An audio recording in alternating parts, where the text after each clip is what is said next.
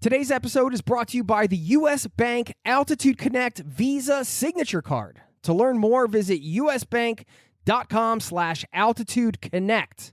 Now, let's get into the show. Greetings, my friend. Welcome to the show. And if I was going to break this down, we're really covering two big topics today. First, let's talk travel. Campervanning around Europe. Is that something you've ever dreamed about? Perhaps you just want to take a road trip. That's cool too. We've got plenty of advice that can feed into both of those styles of travel. And there are a lot of questions, logistical questions like, can you just show up and purchase a van or a vehicle? What about insurance? How much can you expect to spend?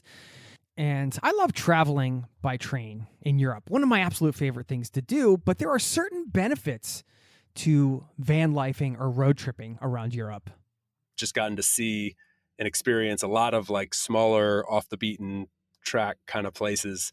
And so it serves that side of you that's like an explorer in a pretty deep way. That is Chase Warrington, host of the About Abroad podcast, who is sharing this advice today. He's been campervanning around Europe, living in Spain. He's got a ton to share, and he's going to get us past those glamour shots on Instagram to give us the reality of this lifestyle.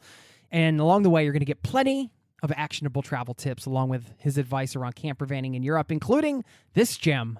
There's a network of like 3,000 vineyards that are connected where you can go sleep at the vineyard. And get this, Jason, like the cost is you have to do a wine tasting. It's a understood thing. You have to do a wine tasting, and generally you buy a bottle of wine.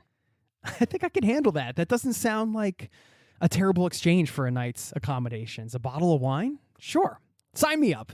Chase also recently got residency in Spain. So we discuss some of the benefits of getting residency in a European country and options that may be available to you. And on top of his travel experience, Chase is the head of remote at Doist, which is a leading remote-first company. They have teammates spread across 35 plus countries. And he has been named one of LinkedIn's top voices for remote work. And what his job is, or one big part of his job, is to plan retreats for his company. That means he finds a location and he brings his distributed team, some members or sometimes all of them, together at some location somewhere in the world. Actually, Chase shares 5 of his favorite up-and-coming destinations for retreats.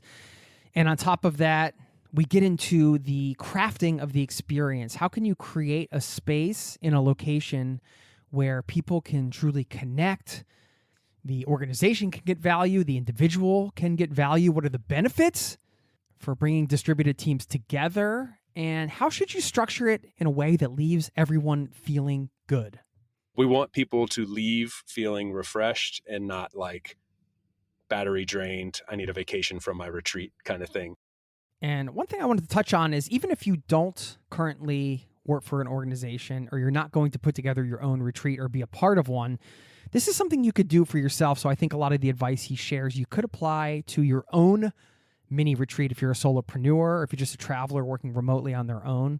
Perhaps you want to create some kind of experience and space for yourself to consider what your next steps are, where you may be going next, or just give yourself time to reset. So you might want to consider how this advice might apply to you for creating your own mini retreat for yourself, which I think is a pretty cool concept. All of that and much more happening in today's interview segment. Plus, I want to give a shout out to a listener of this show who's coming out of a bit of a fog. Perhaps you can relate, but she's turning it around, taking a trip that's been 3 years delayed. I want to give her a quick shout out. And sometimes deep Zen-like travel insights come from strange places. Today's quote is one example of that. All of that and much more happening right now. Buckle up, strap in. Thanks for being here, and welcome to the Zero to Travel podcast, my friend.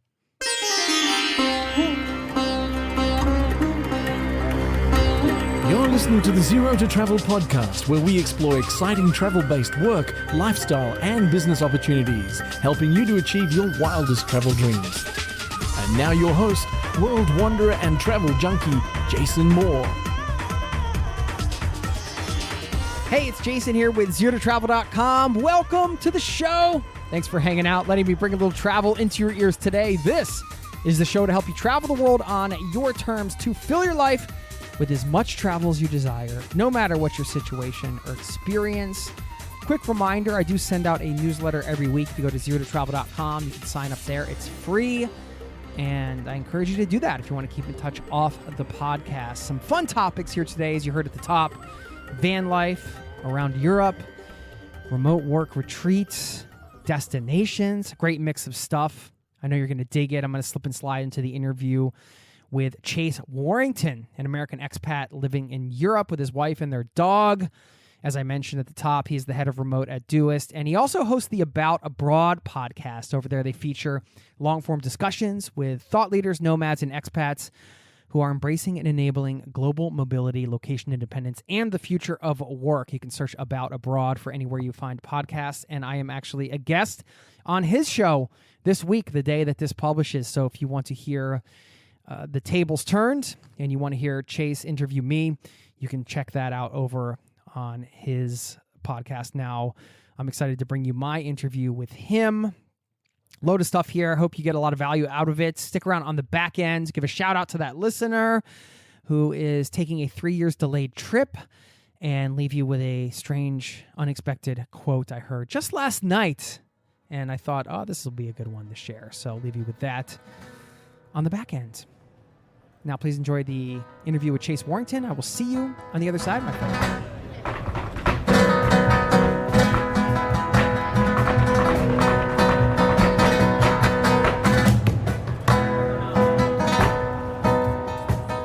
Chase Warrington, host of the About Abroad podcast, is back. Welcome to the Zero to Travel podcast, my friend. How you doing? I am good. Good to see you again, man. It's been a while, but I'm happy to be back. It's an honor. I'm glad we got to do this. We just finished recording an episode over at your podcast. I mean, there's no physical place we went to, but that was a load of fun. I mean, you can give people a sneak preview on that if you want, and encourage them to check out your pod anyway, because I think they're aligned with everything you're doing over at About Abroad. Yeah, let people know what's going on over there. It was a lot of fun diving into everything that you're doing. First of all, like I'm just fascinated by what you're doing with Remote Norway, and I wanted to pick your brain on the process that you've gone through to create that, and how it all kind of folds into your life as someone who's moved abroad, lived in Norway for some time now, and is now putting that experience to use, connecting to remote teams and retreats and things like that, which is a huge focal point of my day-to-day work.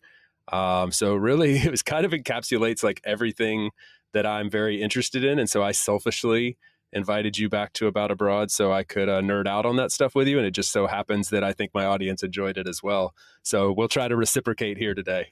Oh, yes. We're going to be doing some nerding out. Well, a few different things going on here. I know you just got permanent residency in Spain, so I want to talk about that and your relocation. You did like a whole van life thing in Europe, which I think is definitely a worthwhile discussion to dive into, because there might be some people listening considering that as a travel option in the near or close to near future. And we're going to get some advice on retreats as well, because it's something you're an expert on, heading up the remote team at your organization. And we can talk about that when we get into it. But I think retreats as a concept, I don't want people to tune out here, because some of it will relate to a big group like an organization or a community running retreat. So we're going to cover a couple sides of that. But also, as we kind of talked about before, I think being intentional with creating a retreat for yourself, or if you're a couple traveling or whatever, you could actually take some of the things I think we're going to talk about and apply them to your own sort of mini retreat to turn another page or another chapter in your life, if that's something you've ever considered doing. I think it's kind of a cool concept. Yeah. And then some of the cities that you recommend, of course, some destination talk. So there's we got a lot going on here, man. Yeah. Let's get into it. Yeah. I mean, one note on that I think is so vital to mention is, you can look at retreats from the stereotypical, vantage point of an organization and bringing lots of people together, which is, that is a lot of what I do. But as you said, I mean, so much of just travel in general and remote work and digital nomading and things like this is about finding tribe and community on the road and not sacrificing one for the other. And so I think some of the things that we'll talk about will apply to that. I know people that are organizing meetups with people all around the world, and building that human connection with 3 people, 5 people, 50 people, or 500, whatever it may be. So hopefully that'll be, applicable to all those situations. Well, how have you been able to do that for yourself? My lifestyle has been one of maybe more so like yours. I sort of transitioned from a more nomadic life, which was a little isolating in retrospect. I didn't mind it so much. I mean, I didn't mind the short-term friendships and relationships that you made, but there wasn't necessarily a ton of depth, but that was okay at that stage in life. But I mean, for the last 5 years, I've been living in Spain, and I lived in one place. And, I've had people refer to me as a digital nomad or a nomad. And I think sometimes, like, am I? If I am, I'm very much so in imposter syndrome mode, because I've been living as an expat in Spain for almost 5 years in the same apartment. I have a camper van, so I do a lot of traveling with the camper van around Europe, and am currently on so far 8 months or so on the road.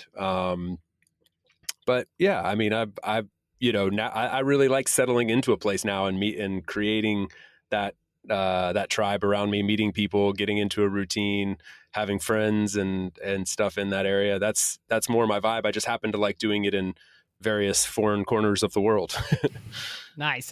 Well, camper van. You had me at camper van. Let's talk about the camper van. I tried to buy a camper van a long time ago, by the way, and I was never able to fulfill my camper van fantasy. This was before like Instagram even existed, or there's a Vanlife thing.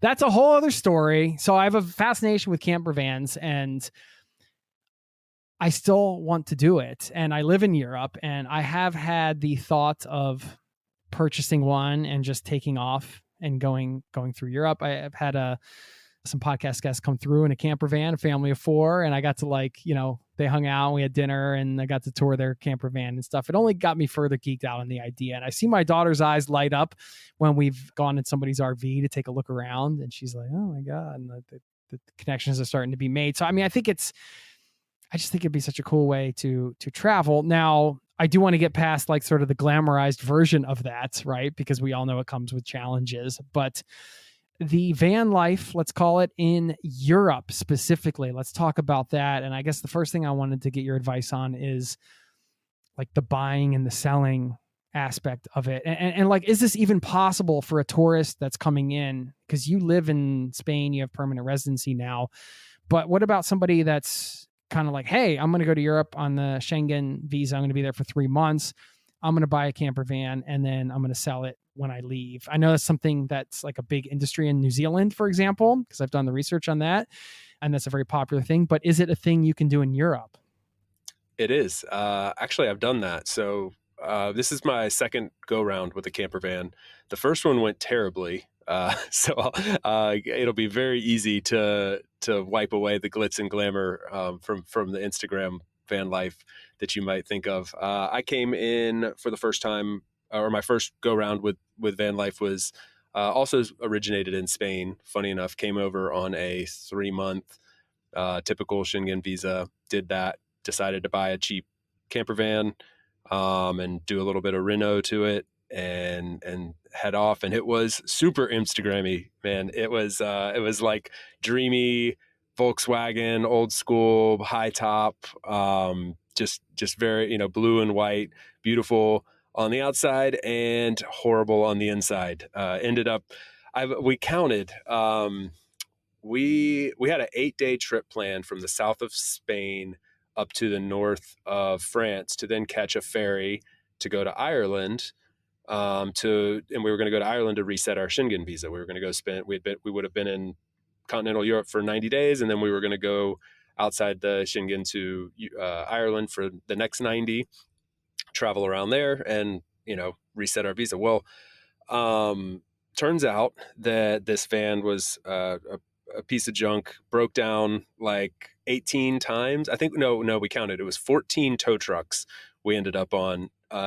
We ended up spending more nights in mechanic shops actually sleeping in the van in mechanic shops or behind barbed wire fences than we did in like national parks and all these beautiful places that we plan to see. So it was a horrible experience. And I tell that kind of jokingly for a couple of reasons. Like, one is obviously, like, in retrospect, I wish I would have done more homework. I did take it to a mechanic, but the mechanic was not super, inclined before I bought it. Yeah. Like, we went and did like a review, but, it was in the south of Spain, and paid the guy 20 euros or whatever it was to do a revision. And so it's worth investing a little more, I would say, and like making sure that you're buying something of quality. The other reason I mentioned that is because I was on a Schengen visa, and I was able to go through the process. I bought the van. The only thing that you need to know there is that to get the insurance, you will need a local address. You're able to use a friend, like, as long as you have somebody that will give you their address to put on the policy. Totally legitimate. They knew exactly what we were doing, but you just needed a physical address to tie to it. But I had an international driver's license, was able to process the whole thing and buy it. So anyway, worked out. Yeah, I wonder if, I would never encourage somebody to skirt the rules here on the Zero to Travel podcast, but I wonder if, sarcasm, but I wonder if, somebody could use like their hostel address or something.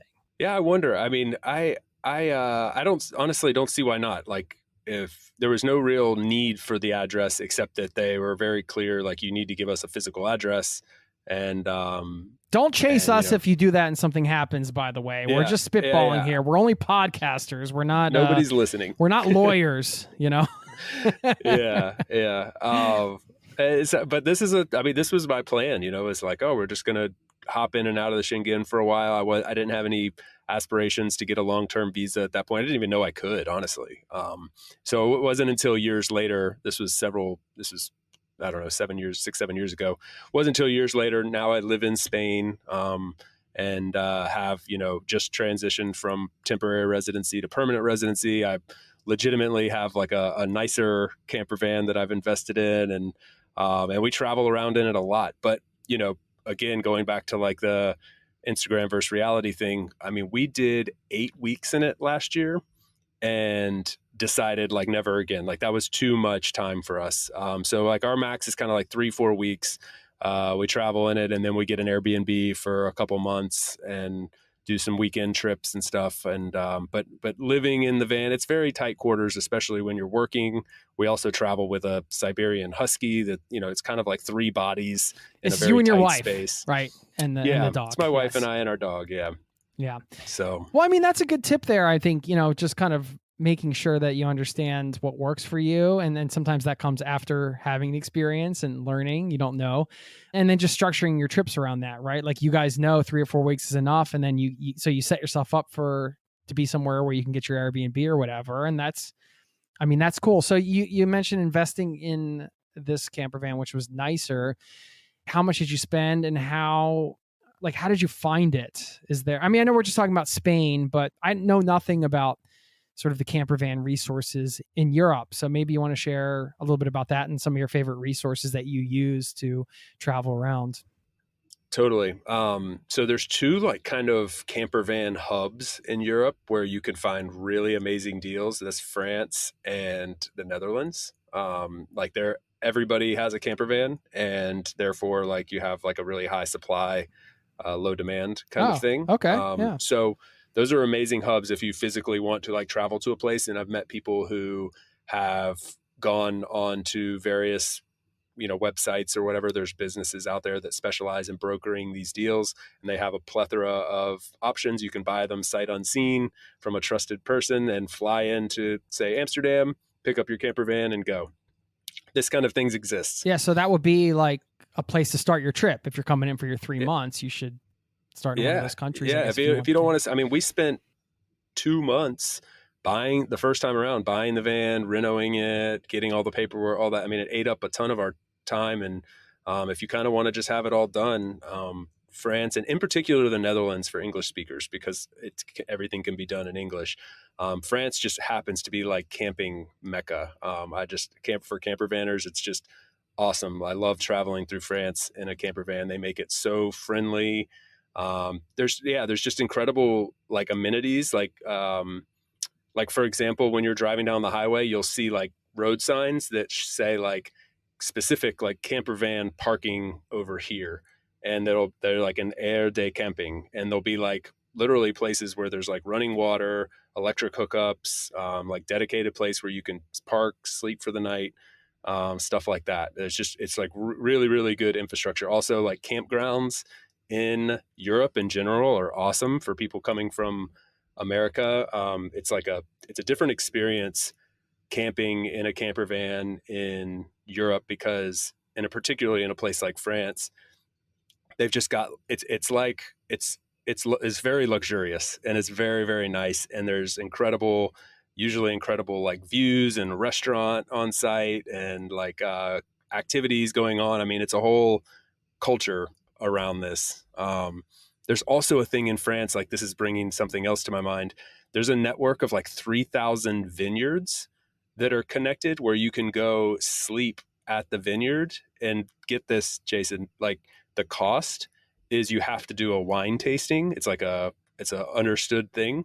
You have to do a wine tasting, and generally you buy a bottle of wine, which it might be like €5 or €6 if you want to buy the cheapest bottle of wine. So you can like sleep in this beautiful vineyard in Bordeaux for €6 and sip on a nice local bottle of wine, and be around a few other camper vanners. Steep price to pay, but I'm sure rough life. We could figure it out.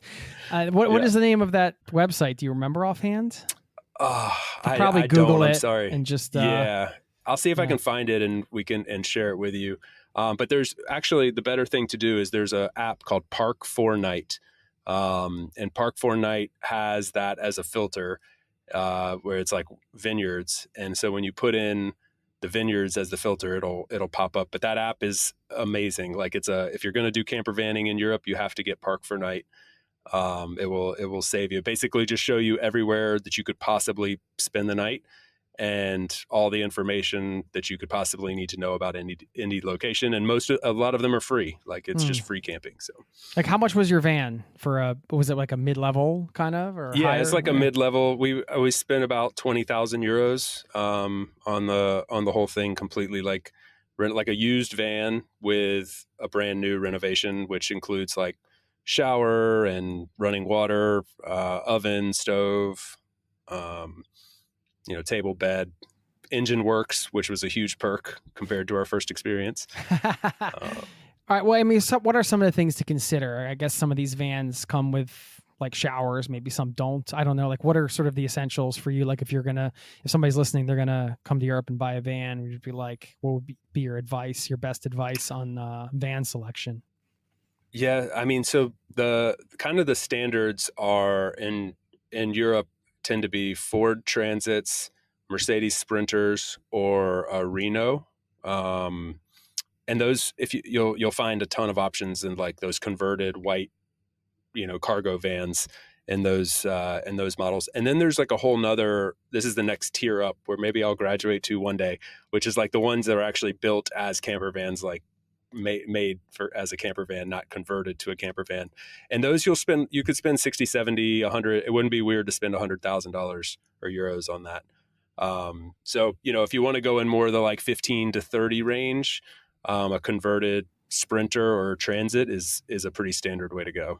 Okay. And they all sort of have the same amenities that you mentioned, like they're all going to have a shower and, shower, I would say, is extra. Another thing that's kind of extra is hot water. And I would argue that it's not necessary. A lot of people put a huge amount of emphasis on shower and hot water, but it depends on your style of camping. So like what we found is we had a hot water heater that took up a ton of space. Like you only have a little bit of space, and a thing like a hot water heater takes up a lot. A shower takes up a lot of space. So how many times are you going to use that? And even if you're going on a long trip, like when we spent 8 weeks traveling in it, we spent a lot of nights in campgrounds where you have shower facilities. And so if you can go a day or so without a shower every now and then you'd be fine without using all that space. So we actually got rid of our hot water heater. When we need to take a shower, it's, take a little cool shower if needed, and it's fine. Or use the facilities there. Another thing that I think people might forget to put a lot of emphasis on is storage space. Like what you see when you open the doors is like, the cabinetry and the bed and things like that, maybe your table space. But what you don't think about is the storage space, and you need lots of compartments, and over vertical space is very, very important. So I put a lot of emphasis on that as well. Okay. And Park for Night is the app to get. And what about the temperature, kind of staying warm in the cooler nights and cool in the hotter nights? You just kind of deal with it, sort of? Or Yeah, it's actually like very comfortable. There's a lot of things you can do, like ventilation is huge. That's another thing actually, is to put a lot of, like, people have problems with mold if they don't ventilate properly, or have like dehumidifiers in there, which can be like cheap little contraptions. Like it doesn't have to be a machine. They're like these little bags that soak up water in the air. But yeah, I mean, like I've been camping in August on the beach of southern Portugal or Spain, and in the middle of summer, and it's super hot outside, but it feels nice and kind of cool and breezy inside the van. And I've been in the middle of the winter in the Alps, and been able to sleep just fine. A little chilly, maybe an extra set of socks, but it's totally doable. There's also like some really awesome ways. I mean, we have full solar panels, so like everything's charged with the solar, and so you can actually run heat and or AC through there if you want to. And then they also have like separate units that can actually run off of gas if you want to go like real hardcore on the heat or the AC. Dude, that sounds so fun. It is really fun. I mean, what I love about it is that, like, we had one day where we were like skiing up in the Pyrenees in Spain, and then we drove down the coast in the same, like, we were skiing for the weekend, and then we spent like Monday and Tuesday on the coast in a little village town in Spain. And it was like, it didn't seem like that big a deal. It was like 5-hour drive or something. And there were two little towns that we otherwise probably never, public transport doesn't go there. And so just, kind of extrapolating that across Europe, like just gotten to see and experience a lot of like smaller off the beaten track kind of places. And so it serves that side of you that's like an explorer in a pretty deep way. Yeah. Can you give us a range of kind of what you pay per night to park and sleep and all that? Are you usually finding a place where you have to pay? Sometimes you find free places, or you can find literally, I mean, if you wanted to sleep for free every single night, you would not struggle to do that. I mean, you mentioned the vineyard thing. That's like $6 for a bottle of wine, right? I mean, that's an option in which France, you're probably going to spend anyway, if we're being honest. And so, there's, and then I've paid up to like 50, 60 euros a night at the very, very high end. And like we stayed outside of Interlaken and Lauterbrunnen, Switzerland last year. And that's like super expensive, but you're basically at like a Swiss chalet lodge. It's still not terrible. No, it's still relatively cheap. And you're walking to everything from there and doing a lot of hiking and biking and stuff. So that's the very, very high end, like 20 euros a night, 30 euros a night throughout like Spain, France, Germany, Austria, Italy. That would be normal. And again, any night you want to, you could find a free place to park, no problem. And not like a sketchy place either, like nice spots. Right. And a few favorite areas to explore with a camper van specifically. I mean, I absolutely love like Central Europe, going through the Alps, Northern Italy, the Dolomites, Austrian Alps, Swiss Alps, Southern Germany, the French Alps. Like if you kind of drew a circle around that area during the middle of summer, it is just incredible. The lakes, the mountains, the charming European villages. I mean, if you want to go see the cities, camper van life is not for you. Parking kind of sucks. If you have a high top, you can't go into garages. If you have a longer van, which gives you more space, you're going to have a lot of trouble finding a place to park. You're going to end up like far outside the city commuting in. But if you want to go see some of these second, third, and fourth tier towns and smaller cities, it's an awesome it's an awesome way to do that. And I think Central Europe is just dotted with, 3, 4, 5 different cultures that you can experience in a few hours. And so I'm partial to that area. It's where I am currently, actually. That sounds incredible. Well, we're going to talk about your relocation. I was actually going to segue into that. Just like we practiced. Yes. No, I mean, I guess I want to hear just a little bit about your advice on living in close quarters with your significant other or a friend, let's say, in that situation. Oh, man. So glad you bring this up, dude. This is, this is like another thing that won't show up in the highlights, but it is really hard to live in tight quarters with one other person unless you're very synchronized. And even then there's challenges, but like, for example, something you might not think about off the top of your head is like, what is your morning routine like? When you live in an apartment or a house with your significant other, if you have a different morning routine, it's not that big a deal. You wake up early, you go do your thing, there's space between you. My wife and I have very significantly different morning routines. And so we find ourselves, either I wake up a couple hours earlier. I'm laying there in bed. If I get up and move, the whole house moves. If I make one little noise, so I'm either sitting there in darkness for a while or waking your wife up. Either way, somebody's starting their day a little bit rough. So you need to think about those kind of things. Also, like, we're both online, we're working online. So, where's your workspace like? Like, we're able to take our jobs on the road with us in this way and work from the van, which is awesome. But like, sustainably, 2 people working and living in that space. When I'm trying to do a Zoom call and she's reaching above me to grab food from the pantry, which happens to sit right above my head and is cooking, 1 foot away from my laptop. This is not really sustainable for a long period of time. So one thing I'll say on that last note, though, is that a lot of campgrounds are adapting to people like us, I guess, our demographic. And like that Swiss campground that I mentioned, like, they had an awesome space set up for working. So like, I had like an office to go to every day for a couple hours in this like beautiful Swiss lodge thing, looking out at this amazing waterfall. I mean, I was like, I couldn't wait to go to work every day. Nice. So you're seeing some evolution in that space too. Are you tapping into the Wi-Fi there, or do you carry around a hotspot or something like that? Both. So like, that's another perk of staying at a campground, is that they usually, you can screen for this, but they usually have pretty good Wi-Fi. And then, but I also just upgraded to like an unlimited European data plan with my phone. So I'll just often just tap into the hotspot on my phone for Wi-Fi. Okay. Yeah, cool. Any other, taking the, I guess, the shine off of the Instagram life, van life? Is there anything we're missing there? Did we cover it all? You know what? It's a solid investment.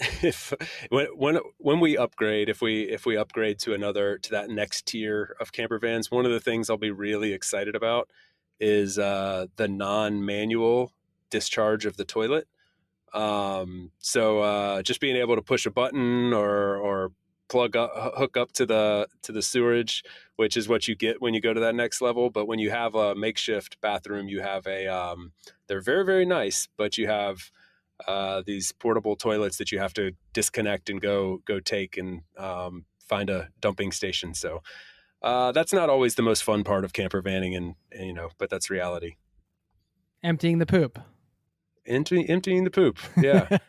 and don't forget where that pooper sits is right next to the kitchen and the bed, and yeah. So yeah, I wonder if anybody has. There was always a rule, because I used to work as a tour manager for a band, and we were on the tour bus. There was just any of the tour bus tours I was on, you weren't allowed to poop in the toilet there. It was just like yeah. It was a rule across the board. It was just forbidden, and you had to find somewhere else to go. Now, I don't know if that's possible when you're van life. People break the rules. Yeah, all rules are there to be broken. Anyway, this may or may not be the case in the Warrington camper van too. All right. Well, we'll get off that topic. We don't want too many people to tune out here. Last question. I mean, do you know if it's fairly easy to resell the van, like as a tourist? Yeah, I missed answering this question earlier. Like where we bought it. So, in Spain, the website that a lot of people use for this kind of thing is called Mil Anuncios, like thousands of announcements or something. And that's kind of like a Craigslist or something like that. So that's where I found ours, and would be kind of like the standard place to go. I think that extends over into Portugal too. I'm not 100% sure on that. But there's a version of that in most European countries I found. For me, it was just easier. I was living in Valencia and in Spain, and that was the one that everybody was using. So, and that's where I'd go to resell it again, is the same place.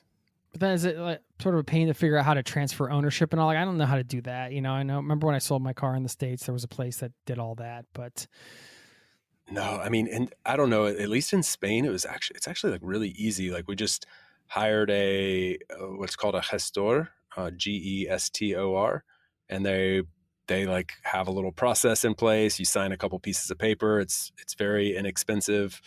And insurance was really inexpensive also, I should say. Like, I mean, I'm fully insured for everything for about I think it's like $600, 600 euros a year. So it's, and that like something that's really awesome to find out when you actually need to use insurance. Like, I feel like coming from the US, you kind of have this perception that like the insurance isn't going to really work for you. Like you almost like expect it to fail you in some way. Like they're going to find some way not to pay. right. And in Europe, this is totally not the case. And there's all these like amazing benefits, that you don't even know exist. Like, for example, I mentioned we broke down 14 times in the first camper van, like literal, like engines blowing up and just everything that could go wrong did.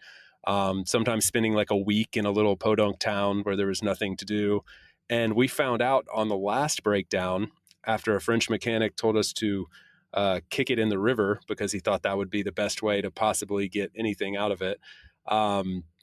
He was like, oh yeah, also your insurance probably provides you guys with a hotel room. And we call our insurance company and they're like, oh yeah, when your car breaks down, we'll give you a hotel room. And they found an amazing like 4-star hotel near this little town where they put me and my wife and our dog up in a place. And I was like, wow, great value. So yeah. Anyway. Yeah. As Americans, I think we're generally skeptical of institutions like insurance companies and governments and things like that. So yeah, you forget sometimes in other places that it actually works the way it's supposed to. Totally the case for me. We'll get back to the interview in just a moment. If you travel a lot for work or for fun, you need a credit card that will reward you for every flight and every hotel. Travel lovers, meet the U.S. Bank Altitude Connect Visa Signature Card. With this credit card, you'll get 4 times points on travel, including gas and EV charging stations, and 5 times points on prepaid hotels and car rentals when you book directly through the Altitude Rewards Center. And no matter where in the world you are, you'll get 2 times points on groceries, dining, and streaming with a $30 annual credit for streaming services too. Visit usbank.com/altitudeconnect to apply and learn how you can earn 50,000 bonus points. You deserve a credit card with more and more travel rewards. Apply to become an Altitude Connect card holder at usbank.com/altitudeconnect. Limited time offer. The creditor and issuer of this card is U.S. Bank National Association, pursuant to a license from Visa USA Inc. Some restrictions may apply. Now let's get back to the show. Well, you mentioned relocating. Why did you decide to leave Spain? I mean, let people know where you're at right now, and wanted to hear what your thought process was around that, because getting set up in a country is a great thing to do abroad, but then like you might want to leave for a little while. I don't know how long a little while is for you, but I'm just curious about where you are in your thought process around that, and like any advice you have to share around that. Yeah, I don't know how long it is either. So like a little bit of context, we've just passed into, we had 5 years on a temporary residency visa in Spain. And then at 5 years, like in many European countries, I've come to find out, I don't know about you, I didn't know this stuff before, but after 5 years on a temporary visa, you're kind of forced into one of 2 options. You can either leave or try to apply for what's called permanent residency. And then within permanent residency, if you want to stay, there's 2 options. One is called the EU Largo, which gives you like full European permanent residency. You could move to any other European country, just like any other European could. Or what they call the Spanish Larga, which is like you can just continue what you're doing living in Spain as a permanent resident. The former, the EU Larga, is a lot more challenging. Well, not a lot more, but a bit more challenging. But we decided to go for that to give us options. So we've gotten that. We've been granted that, which is great. Congrats. And we just, yeah, thank you. It's a huge deal for us. 6 months of work probably, and a couple years of waiting, but it's worked out, and now we've got options. So we're sort of just touring around Europe, just trying to decide if we want to keep staying in Spain or maybe checking out some other places. So we're revisiting some spots we had hit on shorter travels before, and exploring some new places. And currently we've been spending a handful of months here in southern Germany, which is an awesome area. Like, we're in a town called Freiburg, which is right on the border of France and Switzerland. So like in 30 minutes, you're in one of 3 different countries, and you have the Alps out your back door, the Black Forest, very central in Europe to get to other places, an international airport 45 minutes away. So we've really enjoyed it, and it's brought us back to a lot of like reconnecting with nature, and we've been living in the middle of a decent sized city for a while. So this has been like kind of a nice reset for us. Amazing. The location, how far are you from Hamburg? Pretty good ways, I think. Like that's, I think we're down in the very south. Like we're right on the Swiss border. Okay. Yeah. Like the closest airport is actually in Switzerland. It's Basel. Okay. Yeah. So no, I mentioned because we got family there. We're thinking about visiting. So I was like, oh, maybe we could. Yeah. The idea of refreshing. Well, no, it's funny. I will say that it's funny to hear, like, Spain says we can stay. Great. Let's move to Germany. Yeah. I'm not sure if that's how but these, some of these people living abroad like yourself, we're going to hack the system, right? It's like, we're going to get the permission and we're going to just branch out to all these other places now. Exactly. Yeah. I mean, I felt kind of guilty about that, to be honest. Like this, I don't think this is how it's designed, but, but there's obviously a really good chance that, like, we love Spain and I love Valencia. That's where we've been calling home, and there's a very good chance we just end up right back there. So this is more like an extended trip, for a year, 12 to 18 months, something like that. And maybe 36 or 48. I don't know, but we'll see. Did you rent an apartment, or are you staying in temporary accommodations? Kind of both. So we're like traveling for 2 to 4 weeks at a time in the van, and then renting an Airbnb for 1 to 3 months. Okay. So you're doing that cycle now in that area. Yeah. Okay, yeah, cool. Exactly. Yeah. What a great way to explore and get some relaxation and sort of stability along the way. I love that. You mentioned a bit of a refresh for you guys. And I think that retreats in many ways, whether it's for an organization or an individual, can be a bit of a refresh. I guess you can correct me if I'm wrong, because you have a lot of experience running these things. And I wanted you to share a bit more about your role at Doist and why you're the perfect person to talk to about retreats and getting advice around that. Again, this discussion, as we go into kind of this part of the show, I think that it's important to remind listeners that, yes, we're going to be focusing on retreats for organizations and communities, but also I think individuals can pull out some of these lessons here that you're going to share and some of these tips. And of course, we're going to talk destinations as well, and perhaps apply them to create your own refresh period, if we want to call a retreat that. So, I mean, do you even like the term retreat? Is that the right word? I feel like that's one everybody uses, but I don't know. What's funny is there's like this, I was trying to figure out what the right terminology is, because a lot of people will also use the word offsite interchangeably. That sounds too corporate. It does. And also offsite is rooted in the idea that, like, we're on site for work every day, and then we go offsite for this like meeting that takes place somewhere else. And now a lot of these teams, like the one that I work for, we don't have an office. And so is it an on-site? Is it an off-site? Is it retreat? There is no on-site. Right? Yeah, there is no on-site. I know, off-site sounds like something somebody would write in a corporate email that's just annoying. Like, stop using the corporate terminology. I don't Yeah. know. Yeah. I think that's it. This is the discussion. So we need a new word. Is the end of it. A But yeah, refresh. we need a refresh. I like refresh. I think you're onto something. Yeah. So I mean, a little bit of like context. The company I work for is full time, is called Doist, and we are a team of about 100 people in 35 different countries, and we are completely remote first. So we have no office. We don't hire people based on location. People just work from wherever they want, and we bring them together twice per year. And part of my job as the head of remote is to like make our whole remote work infrastructure work really well. And part of that, we think, is having a really good IRL strategy. IRL is like in real life. So bringing people together for retreats or refreshes or whatever. So I manage that aspect of our remote infrastructure, and we think it's really vital. Like it's great to have remote work. We believe in it wholeheartedly. We've been doing that remote first thing for 15 years since the company's inception. But at the same time, there's a definite place for coming together a few times per year and collaborating in person, and more than collaborating, like getting work done. I think it's more about connecting and creating that human connection, which is what we use that space for. So yeah, I get to plan those, and we've got currently, like as we speak, there's like 10 of them going off like all over the world. Yeah, and it's fun. It's a great, like, our teams look forward to it. It impacts the business in a positive way. People come back super enthusiastic and refreshed again about their teams.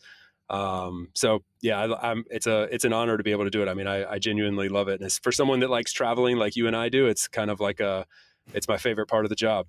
Yeah. So you guys bring everybody together one or two times a year, but then you also have smaller groups getting together for different things. Is that Yeah, how it exactly. works? So we do two different things. We have one that we call Doist Connect, which is our company wide, everybody in one location for a week.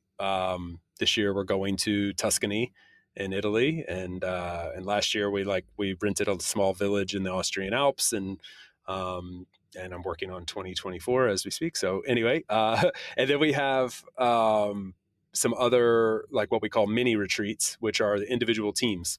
They go off. So like, the Apple team or the marketing team goes to their various locations, and we map out those smaller little mini team retreats. Yeah. That's a pretty dope job, I'd say. How many years Yeah. have you been doing this? I mean, I've kind of been doing this like my whole career, like for like what, 2000, like 13, 14 years, leading like offsites and planning events of different various sizes and stuff, in different parts of the world. I've only been in this capacity at Doist, like really leading our IRL strategy formally for a year and a half or two. And then previous to that, I was just kind of like doing it. Like, it wasn't like a core part of the job, but it was like, we're going to do these things. Somebody kind of needs to lead them.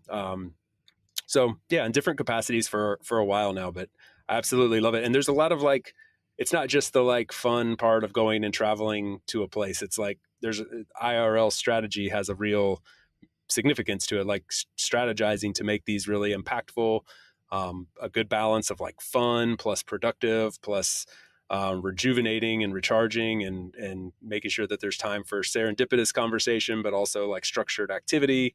There's a whole game to it that's a lot of fun to play with. Well, this leads perfectly into getting your tips for running a successful remote work retreat.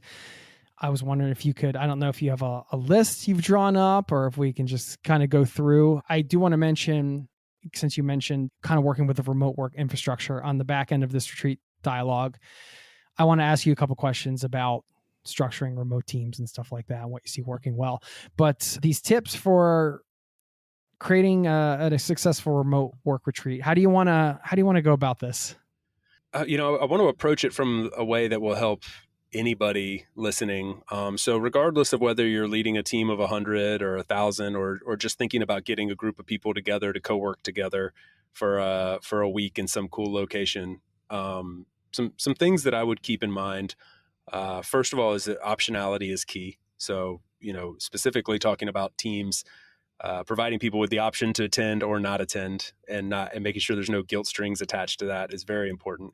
Not everybody's up for these things, and we don't want to like reinfuse the awkward happy hour that you feel forced to go to in the corporate setting. Now that we have this retreat or offsite or whatever at your disposal, so making it optional for people, and then within that, like a little bit more fine tuned. Making sure that once you get people there, that everything is optional as well. For us, like we have this whole itinerary built, but it's optional. Anything that you want to sit out that's not for you, sit out. Go recharge if you need to recharge. We want people to leave feeling refreshed and not like battery drained. I need a vacation from my retreat kind of thing. So that really makes sure that the whole thing's like optimized for the people that really want to be there, and that everybody shows up to each session, activity, whatever it may be, with their with the best versions of themselves. So I think that optionality is really important. I also think like less is more. Actually take this approach like 20, 30, 50, like 20% of the activities that we do are work related, 30% are like structured activities, and then 50% is like free time and rest and relaxation, and giving people time to just have serendipitous conversation and just hang out and make their own fun. There's a big tendency to fill every single hour with something when you're the event leader, and coming back to less is more is really vital in my opinion. Love that. Yeah. I also think like it can be very attractive to just pick like famous cities. One, they're very convenient. Two, they tend to have like cheap flights. Like when I look at bringing a team from 10 different countries together, often the cheapest place for me to go just from a flight standpoint and the fewest number of hours traveled is somewhere like Paris, for example. But then we're in a major city, moving around is expensive, meals are expensive.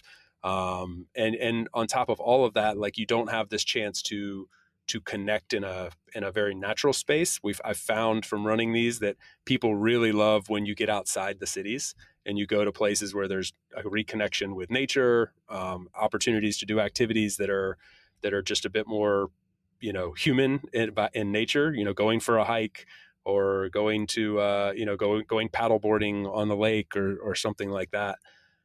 So thinking beyond just the major cities is kind of my third point that I like to encourage people to consider. Yeah. Cool. What else? I can keep going, man. I mean, keep going. I would love to hear more. Yeah. I mean, we have optionality so far. We have less is more, getting outside of the cities.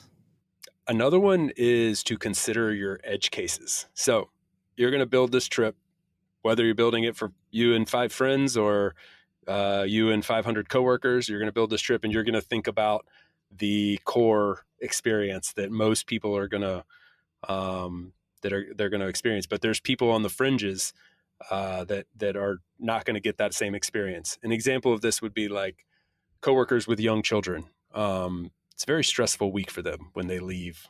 And so how can you take care of their family? How can you make that not stressful for them? People with mobility issues. You have like your whole itinerary filled up with hikes and physical activities. Likewise, if you go to a city and you've got a bunch of museums on there, but people have mobility issues or people aren't interested in that kind of thing. So again, coming back to like optionality and providing someone with an outlet that might want something beyond what the core experience is. Of course, there's like dietary preferences. And so just, thinking through those edge cases, if you're running a team, you probably got people that are in different situations. We want our people to disconnect from work completely during these weeks, but we've got customer facing people who have, sales quota or support tickets piling up. How do you serve them during that time? And so getting very strategic about those edge cases is really important because inclusivity is so important. So if you think through, like when you do a retreat for, if you have a co-located office setting, that's just your standard, situation where everybody goes to the same office every day, and every third Friday you guys have a happy hour and you go do that, or you have a Christmas party once a year. If you miss that, it's not that big a deal. You're going to see those people again on Monday. But in a remote setting, when you have teams that only get to spend 5 or 10 or 15 days a year together, you don't want people to miss that for anything. So being very inclusive is hyper important in these experiences. It's probably hard at times to find the balance there. Yeah, it is. I mean, you can't please everyone. But the thing that cures that is planning as far in advance as possible. I've done a lot of surveys with the team and gotten feedback on what they want from these, and try to optimize for those wants and needs. And then also just down to which months are best for people to travel in, and what do you want from us in terms of supporting you. We actually found out a lot at one point. We allowed people to bring if they had young children, they could bring their significant other and child. But we found out that was a miserable experience for those parents. So they did not like it. So instead we've switched to, compensating. We give them a perk to pay for some extra childcare or extra meals, to help their significant other back home with their children. So just, constantly innovating on that is important. Yeah. I mean, well, huge reason why I wanted to have you on to talk about this, because you've been through the ringer. You've had the experiences. You've seen what works and what doesn't. Yeah, Can I give one more, Jason? Actually, yes, this just popped into my head. So I mentioned the 20, 30, 50 thing. It's like a formula we've worked out where 20% of the time is going to be work related. So you're talking about, just to kind of put that in perspective, because it could be easy to gloss over that, talking about spending a very significant amount of money, time, and energy, not to mention the opportunity cost of pulling people out of their work for a whole week or 2 weeks or whatever it may be to go to one of these. There's a huge expense to the company. So somebody might say you're going to do all of that and you're only going to work for 20% of the time. That's not very smart. And I would understand, that initial inclination. I think most people have that, well, no, we got to get together and get a lot of work done. Do not overestimate what it means to come together and get a lot of work done. If your team is set up to run remotely, you're probably not going to get together and suddenly find that you're supercharged by just being in the same place together. If that was the case, we'd work that way every day. So I often find teams go about doing these things the first time around and they put a ton of emphasis on work, and then they find out actually we just flew everybody around the world to just do what they could have done from home. That wasn't a very good use of our time. So I re-index on connection and building up the social capital that is harder in a virtual world. That's a great point. So what have you seen come out of that formula for you guys?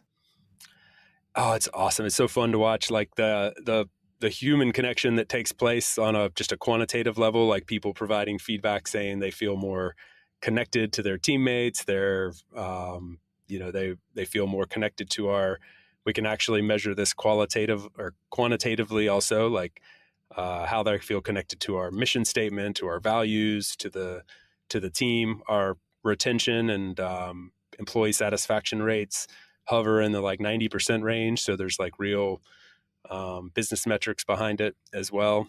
But I think mostly it's when you read the feedback from people just saying I feel more like a part of this team now, or I feel very, I made a new best friend at work, those kind of things really light you up, because those are the kind of things that make your work enjoyable. I mean, it's not just about creating stuff. And we could miss that in the virtual world if we don't, proactively build for it. Yeah, I hadn't even thought about some of those costs you mentioned. Of course, it costs a company money to find new talent, to bring in new talent. So if you can just, even on that metric, it just keep people happy and retain the talent you have, then that's a great thing to do to serve your employees. But also, it does help the company as well financially to not have to constantly be replacing talent. The X factor, of course, getting everybody connected, and then, it's something about not just seeing the name on Asana or whatever, Slack, whatever you guys have tools for this stuff, which we can talk about, but it's not just a name anymore. You have that relationship. That's huge. I mean, for communities, organizations, this is the thing that I think the best intentions behind the internet would be to use say social media or whatever to actually bring people together. And we see that it's not always, used in that way. I mean, it's used for a lot of different ways.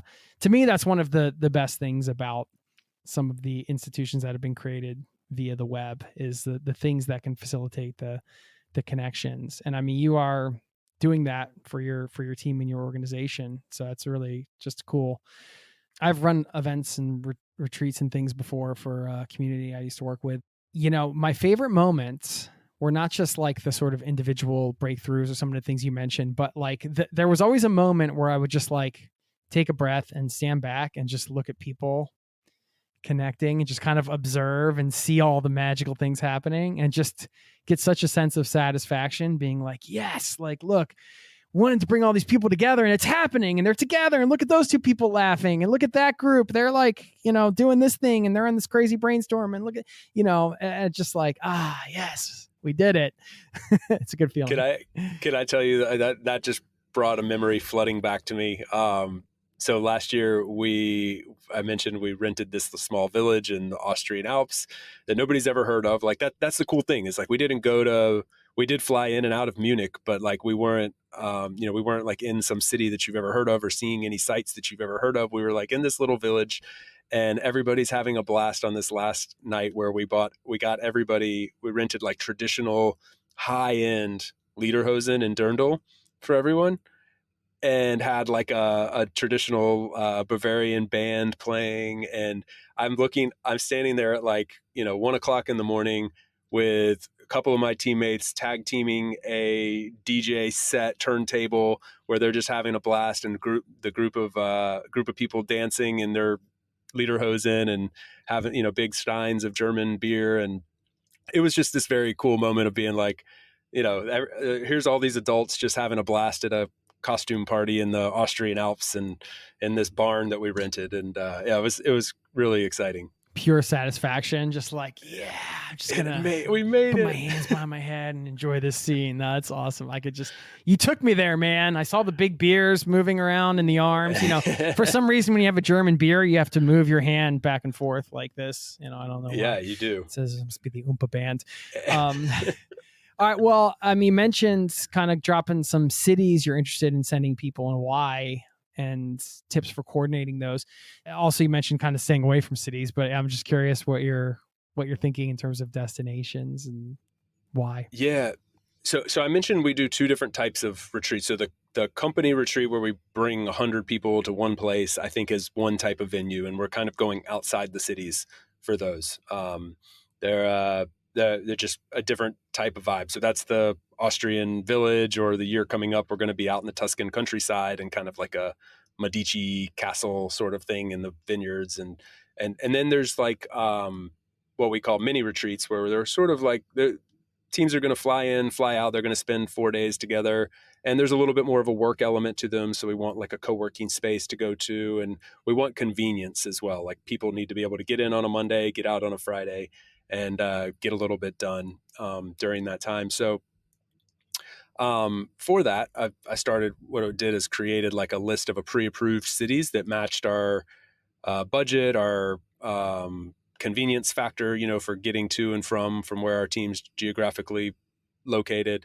And also there were like, fun and exciting places where people actually want to go. Like, not going to throw shade at any places, but some places are more attractive than others. And we don't want people dreading going like, what, you're sending me there in the middle of winter? That sounds terrible. So we picked a handful of locations, and I'll share 5 of them that I think really work well in terms of all those factors. So in Europe, the 3 that we're really focused on are Prague, Lisbon, and Athens. Depending on the time of year, all 3 of those places have incredible connectivity from all around the world, easy to get in and out of. They're very inexpensive by European standards. So even people on a budget, you can do a lot with your money there. And there's tons to do in all those cities. Like you won't be bored. They're beautiful locations people will be really excited about, and they're not overrun completely by tourists if you go at the right time of year. Compared to a place like, Rome, for example, yeah, right. or one of the most Barcelona. visited destinations in the world. Yeah. Yeah, exactly. So those are some good options. And then the other two going over to the Americas, Mexico City's become an incredible location for all those same factors. And on the other side, moving towards Asia, Istanbul, another like great bang for your buck, awesome connectivity, get there from anywhere in the world super fast, and obviously no shortage of entertainment and history, and people aren't going to be bummed to go to a place like Istanbul. So that's the short list of 5 that I'm currently recommending. Awesome list. Thanks for that. The remote work culture. I think we talked a bit about this last time you were here, but again, just kind of with your position in the organization. I mean, you're seeing a lot.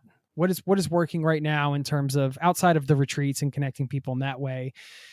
What is working for? I'm thinking both sides, right? There's like sort of the person that might be the individual working for a company that's remote, and then there's the organization side, the person that's responsible for keeping people communicating, connecting, even though it's all virtual. I guess just what are a few of the things you've noticed that are, let's say, best practices on either end, really? I'm just looking for kind of your a few key takeaways that you've kind of noticed recently about fostering remote work culture and making it all work for productivity and everything like that.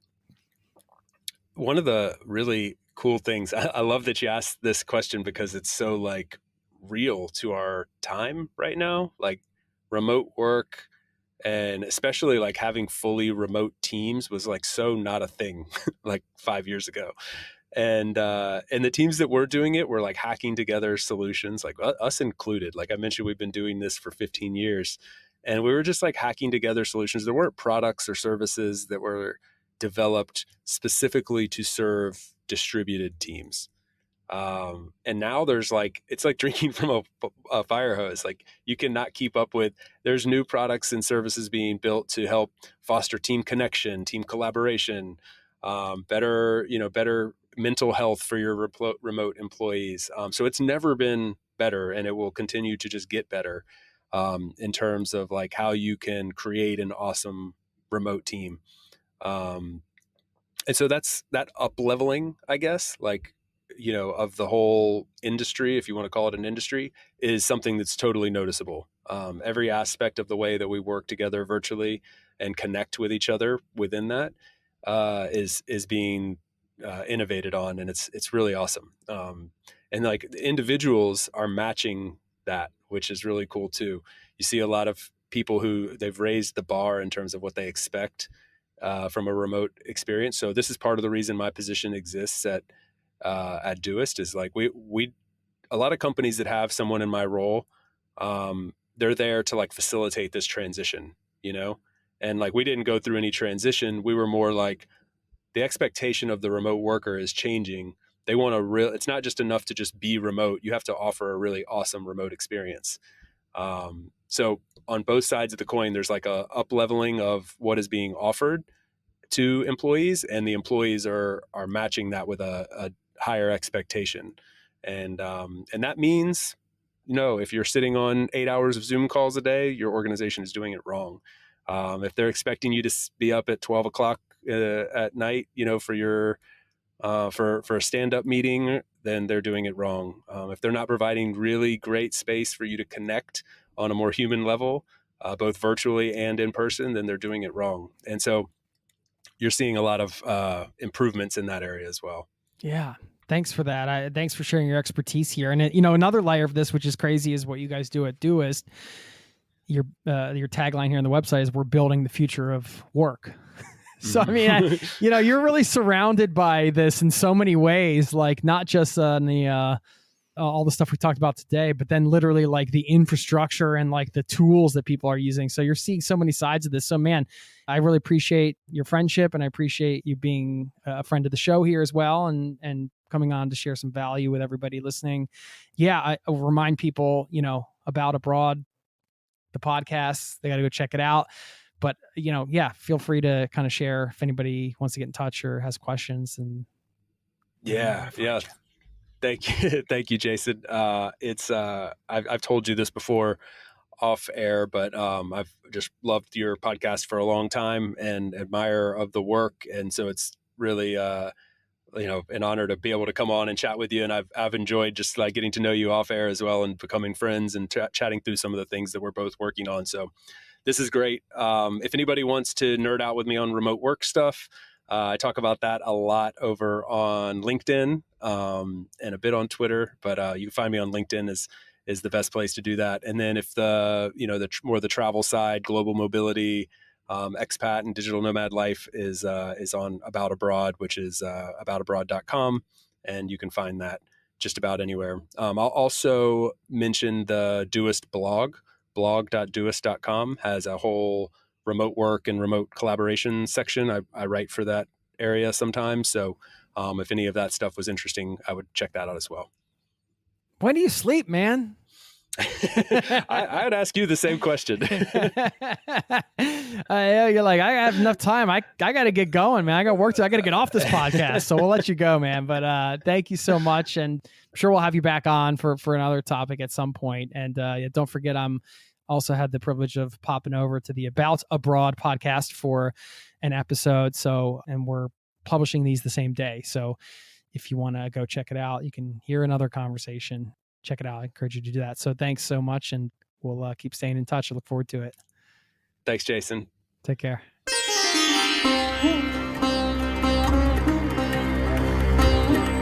There you have it. Quick thank you once again to Chase Warrington for stopping by the show and sharing his advice. Got so much experience running these retreats, so I loved hearing his advice around that. And I do have a slight obsession with campervanning around Europe, so it was cool to hear how he does it and some of the practicalities behind that. I hope you enjoyed the conversation as well. Before I let you go, I got to give a quick shout out to Steph, a member of this community, who shared an email that caught my attention, and it does reference the pandemic. I know we're kind of all tired of talking about the pandemic, but it still affects us. But there's a broader topic at play here, and that's this idea of losing your love for travel.